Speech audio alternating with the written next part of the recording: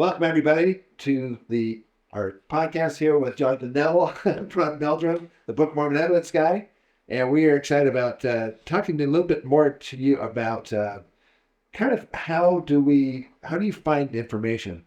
How do you introduce people to the Book of Mormon? Well, first off, how do you learn yourself? Yeah. And then how do you Good point. go from that to introducing other people to the evidences of the Book of Mormon and the Heartland model and so forth? So I think probably I ought to start with how do you find stuff yourself? And I have with me Jonathan Neville, who you probably all know is our church historian, extraordinaire, and just interested. Highly interested and very, very knowledgeable. Well, I think the first thing we want to emphasize is no more contention, right? Yeah. Because it doesn't serve any point to argue about it with us. And one of the things that we've been trying to focus on more and more is just education. And I have kind of, I have a blog called nomorecontention.com that explains this, that I emphasize three things on there: clarity, charity, and understanding.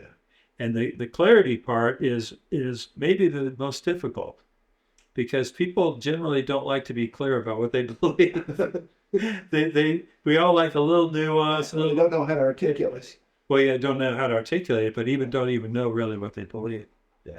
And so when I have a discussion with someone on a topic, and I say, okay, well, let's get real specific about what we're talking about here. The first thing to do is what are the facts? And usually in a conversation, what someone will cite as a fact is not a fact. It's an assumption about a fact.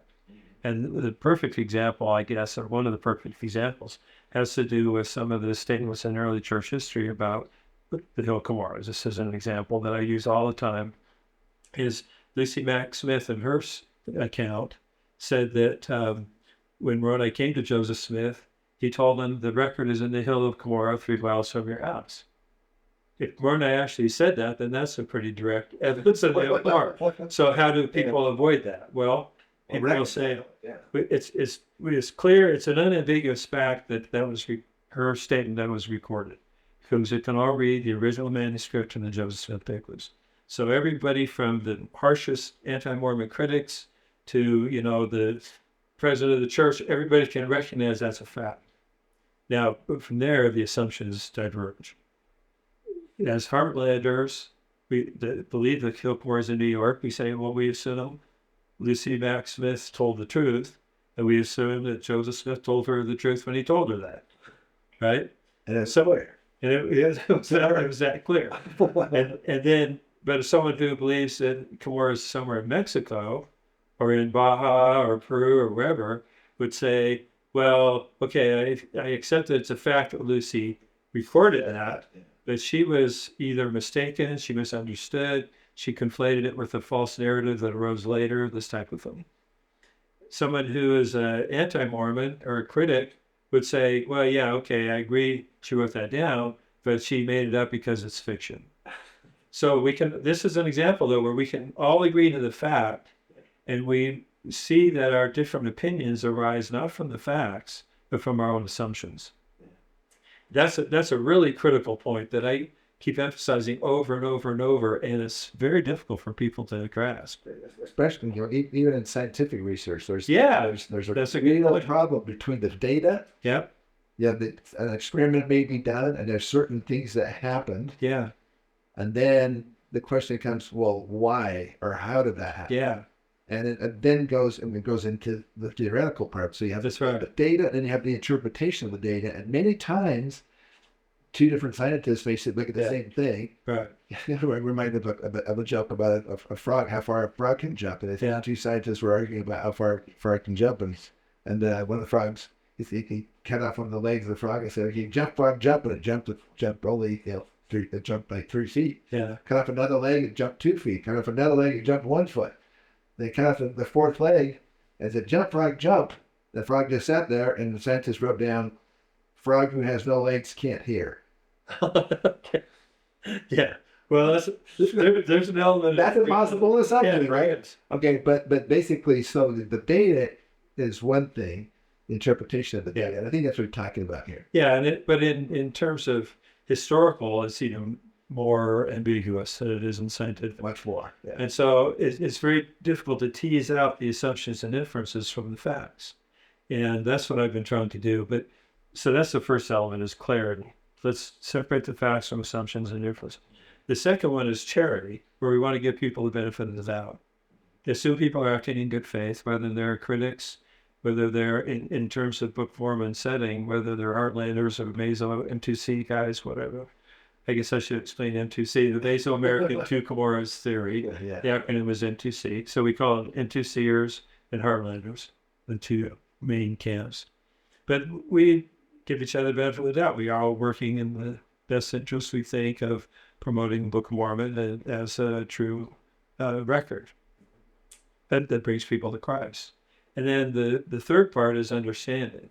And this is another one that's very difficult for people, because we're not trying to convince, persuade, compel anyone. We just want to understand one another. And if our objective is to understand the other person, rather than try to convince them and all that, then we all get along. There's no contention. The basis for contention is this urge or compulsion to have people agree with us. And in my view, that comes from insecurity. It's like we're not confident in our own beliefs, so we have to get other people to agree. So we have a critical mass so we can all, but if we're confident in our own beliefs, spiritual or otherwise, then we're happy to share what we believe, and we're happy to understand how other people believe. No. I often like to give the example of our father in the pre-existence. Yeah. Okay. Yeah. I mean, certainly in his position, he could have leaned on a lot of people. Yeah. To accept his plan. That's right. Okay. But he didn't. Yeah. He let Lucifer and Christ basically offer up how they were going to fulfill his plan. Yeah, right. And get two competing hypotheses, if you will. Yeah. Satan gave one, and Christ gave the other.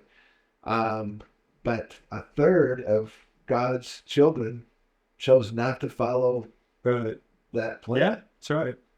Which is really significant. So that's why I never get offended or put off by if somebody doesn't agree with or doesn't or doesn't want to to agree with our hypothesis of the Book of Mormon happening in the Heartland of America.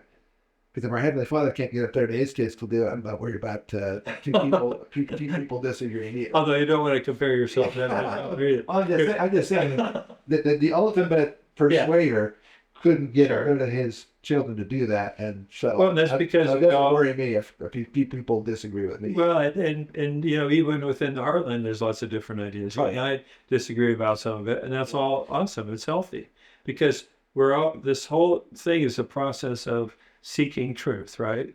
Seeking more light knowledge.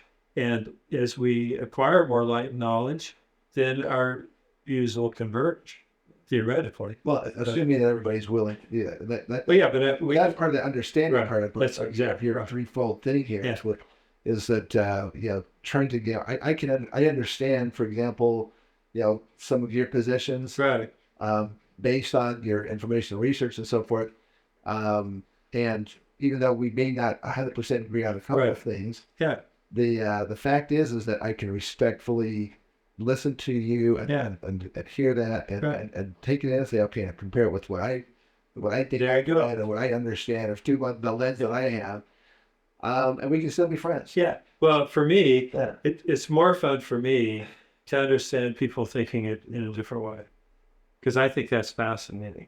It's not just psychology. It's understanding how everybody's different. Everybody in the world is different. So I enjoy talking about religion with people who are not LDS or not even Christian or not even believers, with atheists. And why do you think the way you do? And then you get to know them and understand where they're coming from. That's just fascinating to me. It's like I live by the ocean, but I also like the desert. Every aspect, every place I've been in the entire world, people ask me all the time, where's the best place in the world? Your favorite place, your favorite food? I say, well, it all depends on my mood, because everything is awesome. Almost every presentation I do, I start out with everything is awesome, because it really is. Everything is awesome.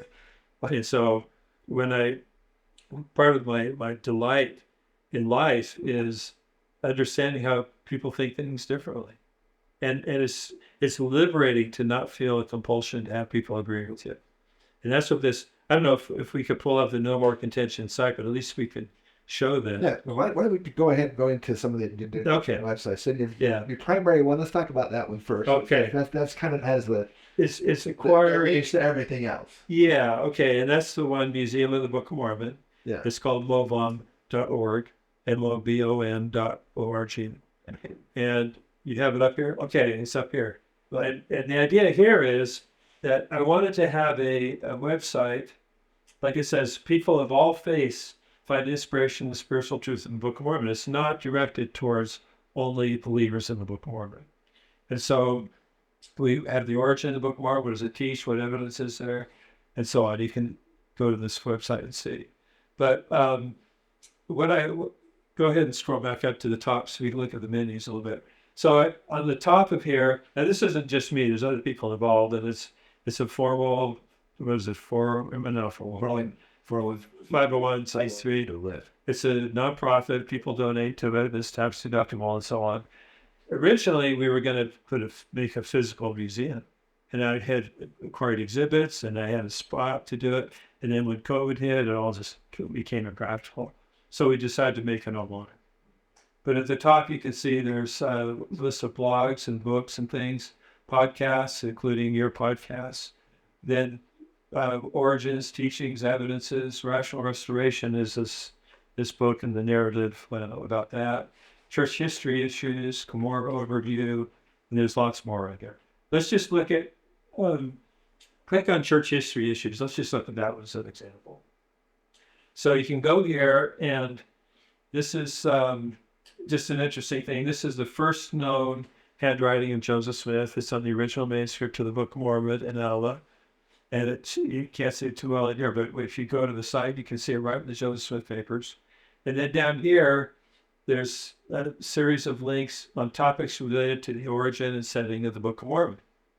The origin of the Book of Mormon, the setting of the Book of Mormon. You can see there's tons of links here. And so this is a voluminous website. Those links are to individual articles, though, correct? Yeah, little articles or other websites. For example, you could click on, I don't know, anyone, you find one that's interesting to you, we'll click on it. But no, I mean, Okay, Orson Pratt's 1879 footnotes. Now that sounds like a pretty detailed topic, and it is. Yeah. But what happened is, in 1879, Orson Pratt divided the Book of Mormon into chapter and verse that we have today.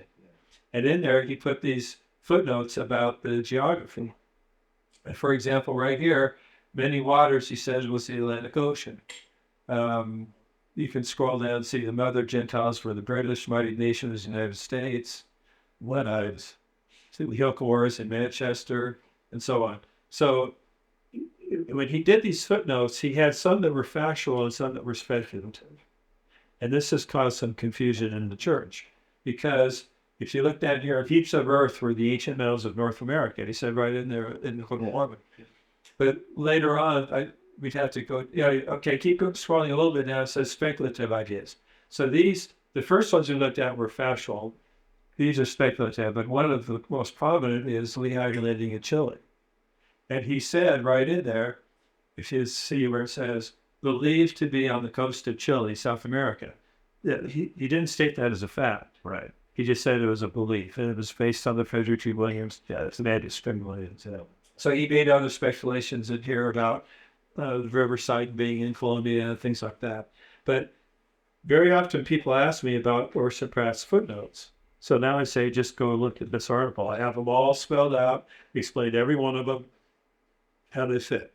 So it's really a voluminous resource that we don't have time to go through all of these references. But I wanted people to get a taste for what's available. Yes. We talked about how do we introduce people to the Heartland.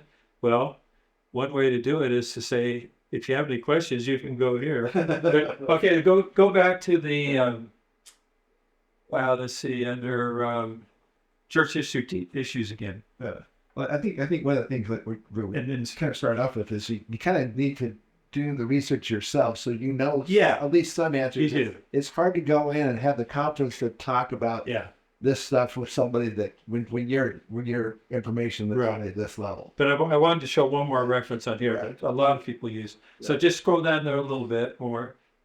And it has one called the, it's called BYU CES Packet on Cumorah. Yeah. This is probably the most used one that I have on here. Oh, really? And what this does is, this is a, notice at the top it says proposed BYU CES packet. And that's because if I had my way, if I ran the circus, every BYU student and CES student would get this packet. Because all it is the teachings of the prophets and authentic early church history accounts about Cumorah. Yeah. It's not any opinion in here at all. It's just actual accounts. So it's a packet that they could use as a reference. And you'll see if you scroll down, there's a lot of stuff in here. But this is all references with links people can go to if they need it. I go here all the time.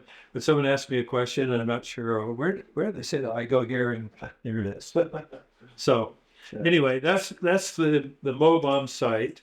With one of your resources that you can be using to learn more about this information, especially in regard to church history. Anything having to do with the Book of Mormon is on here. Got links to your site, And so the idea though is I have explanations in here for Muslims, for Christians that are not LDS, for Hindus, because I feel like the Book of Mormon needs to be accessible to the whole world. And I also feel like you don't have to become a member of the church to appreciate the Book of Mormon.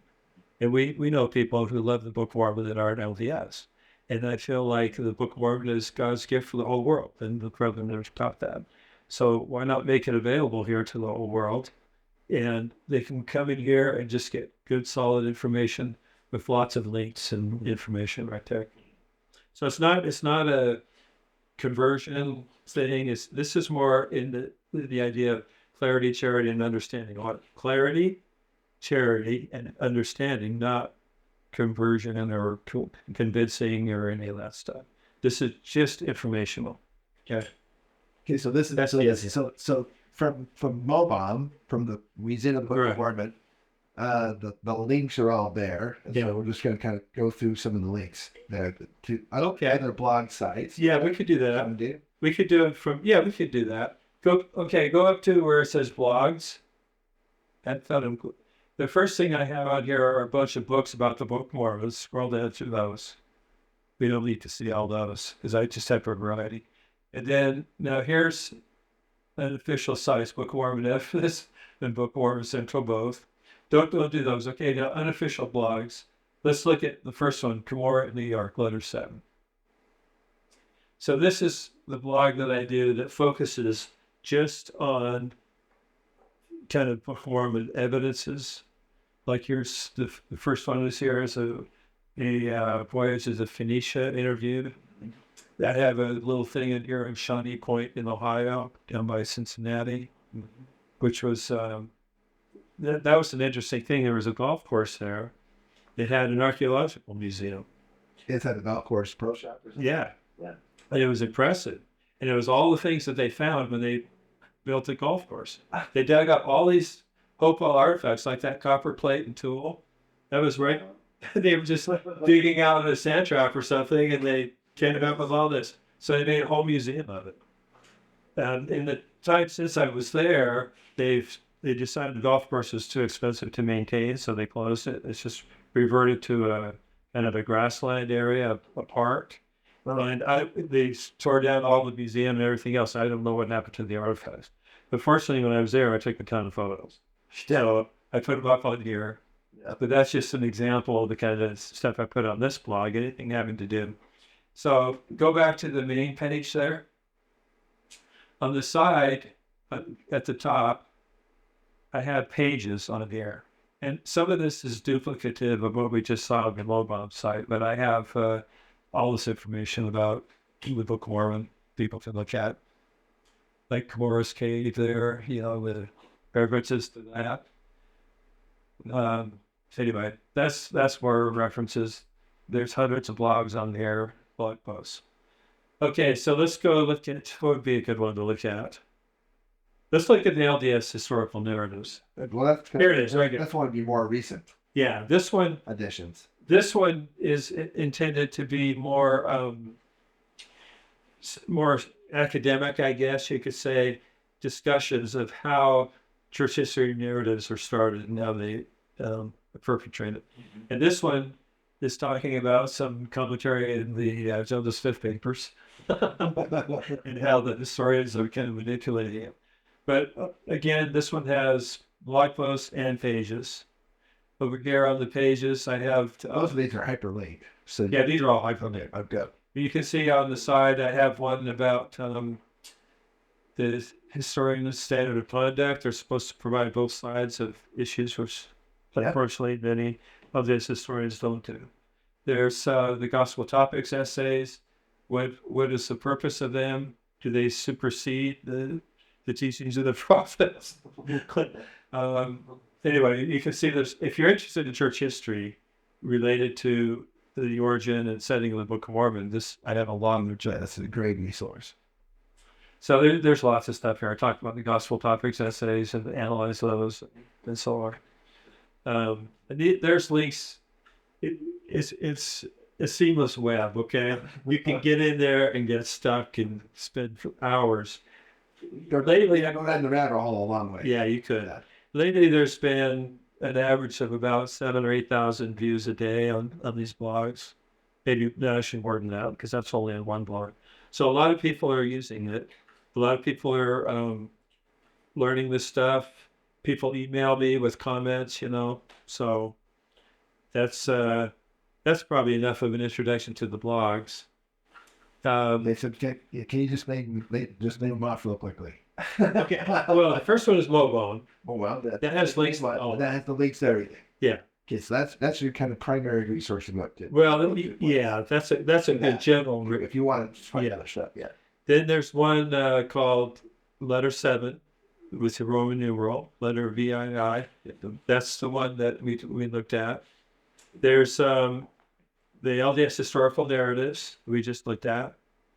Then there's the one that No More Contention. Another one called How to Zion. That's this one here. The idea behind this blog is to give examples of people living that are in law of Zion. And I talk a lot about pathway program, the things that we're doing in the church to establish Zion throughout the world. It's awesome. So one of my favorite blogs, but I don't keep it up as often. If you go to more posts, you'll see there's lots more down a little bit. There's lots of posts on here that talk about economic development and all kinds of things. So anyway, that's just a fun one.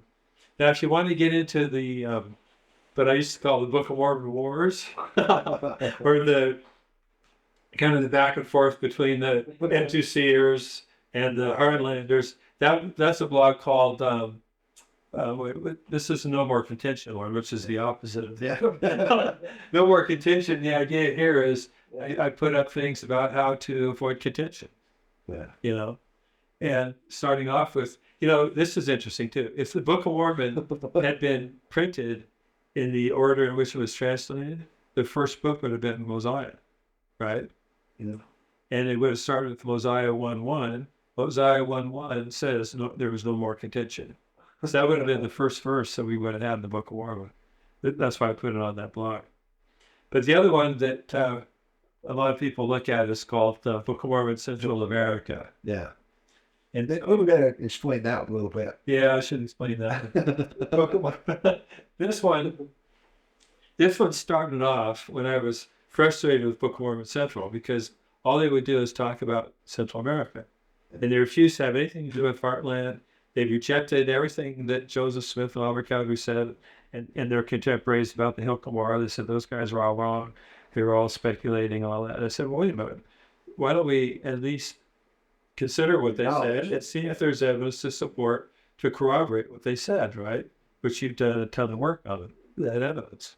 And so I said, in my view, even though it's called Book of Mormon Central, it's really Book of Mormon Central America because that's the only thing they talk about. So they didn't like that. But I said, well, I'm going to do a blog on it. And as soon as you guys change and decide to be more open and represent all Latter-day Saints and not just the M2Cers, then I'll discontinue this blog. That was like 6 years ago. They still haven't done it. So I still add to this. Yeah. This one is, Well, just have a maybe a quick example because Book of Mormon Central just released 2 or 3 new videos. yeah, With baptism and so forth. right. And they actually interviewed Phoenicia, and right there. as many of you know, the Phoenicia, we've done quite a number of blogs. In fact, so much so that I think that we kind of burned people out of Phoenicia to some extent. But they had these awesome interviews with Captain Beale and with Boyd Tuttle and so forth. And there's all this fabulous information, and there's not. But in the whole thing, there's not one mention of where they ended up. I know. Or whatever, or what the voyages actually show. Yeah. It's just that the voyages can happen, and for the Book of Mormon, if this possibility that people anciently could have done voyages, Right. but they. But I gave them. Yeah. If you go back to that, it was really one of those. At least they talked about it. Yeah. It was a major move. It was an understanding of it. I think clarity, charity, and understanding. And I loved Claude in my blog. I commended him and thanked him for doing that. Yeah. So that was a positive step. But can you go back to that blog for a second? That one. So scroll down a little bit. So I talked about the Fair LDS conference because they're in there, even though they talked about some. So I put a little guy. Okay, go down one more though. Keep going down. Like there's an earlier one I wanted to show. I'll share the message down more a little lower. No, okay. I guess you'll have to go back. I wanted to show you an example of Book of Mormon Central publishes what they call a know why, which is their know something and the why you need to know it. And sometimes I feel like they need some editorial input, which I've offered to you, and they never take up my offer because they publish stuff that just doesn't make sense. And you read it, it's like, what the? So occasionally I comment on those, and I call them no whys, N-O-WIS, instead of no whys, because, and it's not that I think they're bad people or anything. It's just that it's inept. They could actually be misleading at times, or even just deliberately they just things out that would contradict their general narrative. Exactly. Yeah. So it's contrary to the principle of clarity. Let's put it that way. That's the nicest way I can put it. So, I mean, a lot of the people there at Scripture Central, they're all great. Fantastic people. Mitchell Ferguson have been really great to he's been good. He came to your conference. Do some things. We actually invited him to come and speak with me about No More Contention, right? Yeah, and about working together on some projects. And even though we're diametrically opposed in certain areas, there's other areas that we can focus on. That work together. That's right. We all agree that Book of Mormon is an actual historical record. Right. There's really evidence and so forth. We're at 2 different places, and both sides seem to find certain things. Yeah. We feel obviously. But this brings up more. So what I've been advocating for since I met you years ago. Why don't we just compare ideas? Yeah. And we can all agree to the facts. Everybody can agree to the facts. And then we can say, now here's our assumptions and inferences and theories that diverge, and put them on a big table or a spreadsheet or webpage, whatever, so that every Latter-day Saint and everyone in the world can go to it and say, oh, okay, I see why those guys reached this conclusion because this was their assumption. But the facts don't change. And then people can make informed decisions. The way it is right now, it's almost impossible to make an informed decision because we have the scholars say, well, this is the fact. And then you start tearing it apart, and it's not really the fact, it's their assumption. Yeah. And so that was my idea behind Mobile. And I have done plenty of, if you delve into these blogs, I've done these comparisons. But to be fair, it is without their input.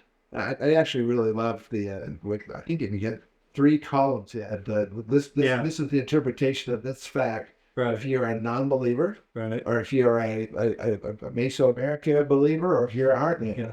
Well, I call it all, some, and none. Yeah. So if you believe everything Joseph and Oliver said, you're in this column. If you believe some of what they said, then you're a Meso guy. If you believe none, then you're an anti-Mormon. That's basically how it boils down. Yeah. So I try to make things simple so people can make informed decisions, right? Yeah. Yeah. So the bottom line of all this is that we really want members of the church to have access to good information.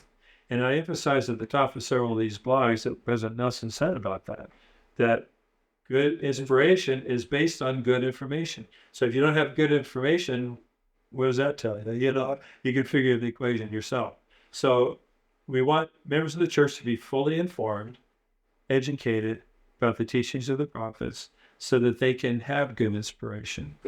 And we're not saying that any of our ideas are right or any of our speculation is right. This is what we think, and here's the information that's based on. You decide for yourself. Wayne says that all the time.